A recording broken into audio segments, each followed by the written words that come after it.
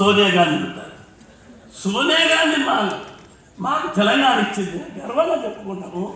మేము ఎప్పుడు చెప్పుకుంటాము, కాంగ్రెస్ తెలంగాణ కాంగ్రెస్ వాళ్ళు ఏం చేయాలి, కానీ సోనియా గాంధీ తెలంగాణ ఇచ్చింది మాకు, అది మేము గర్వంగా చెప్పుకుంటాం.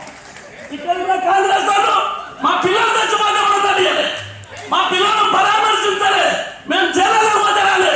పోలీసులు పడితే మాతో కొట్టించారు, మమ్మల్ని అరెస్ట్ చేయించారు, కానీ మమ్మల్ని మందలించాలి. కానీ మా సోనియా గాంధీ మాకు తెలంగాణ ఇచ్చింది, మేము ధైర్యంగా చెప్పుకుంటాం ఇక్కడ. అది మా గొప్పతనం. కాబట్టి మేము ఎప్పుడు కూడా మేము సోనియా గాంధీని మర్చిపోం, సోనియా గాంధీ మమ్మల్ని కూడా మర్చిపోం. మిమ్మల్ని మర్చిపోతే మర్చిపోతాం. కాబట్టి ఈనాడు నిజంగా మన కేసీఆర్ గారు చేస్తున్న కార్యక్రమాలు మీరందరూ గమనిస్తున్నారు. ఎక్కడ పొరపాటు జరగకుండా సక్రమంగా హిందువులను, ముస్లింలను, ఈసాయిలను, సిక్కులను అందరినీ కూడా సమానంగా చూస్తూ మత సామరస్యాన్ని కాపాడుతూ మరి అందరూ ప్రజలు హాయిగా క్షేమంగా ఉండేటువంటి పరిపాలన చేసేదానికి మేము ప్రయత్నం చేస్తున్నాం. దాంట్లో మీ అందరికి భాగం కావాలా?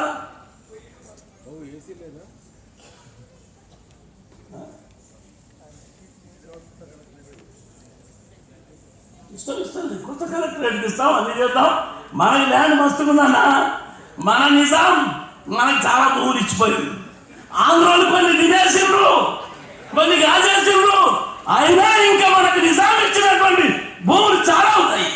నిజాం అంటే మేము గర్వంగా చెప్పుకుంటాం, మన దేశానికి మన ప్రభు.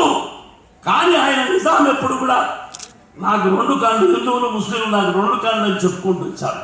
అందుకోగా మేము ఆయనను నిజాం ఎప్పుడు కూడా కొనియాడతాం. అందుకంటే నిజాం ఎందుకు పొగడతారా?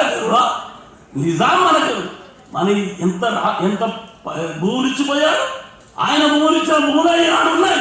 అవన్నీ మనం వాళ్ళు వాడుకుంటున్నాం. తప్పకుండా ఆయన యాడ్ చేసే సమస్యలు, కొత్త కలెక్టరేట్ కట్టుకుందాం, కొత్త సెక్రటరేట్ కట్టుకుందాం, అన్ని మనం ఏర్పాటు చేసుకుందాం అని చెప్పి కోరుతూ మీరందరూ కూడా ఈ యొక్క సమావేశానికి వచ్చినందుకు పెద్దలు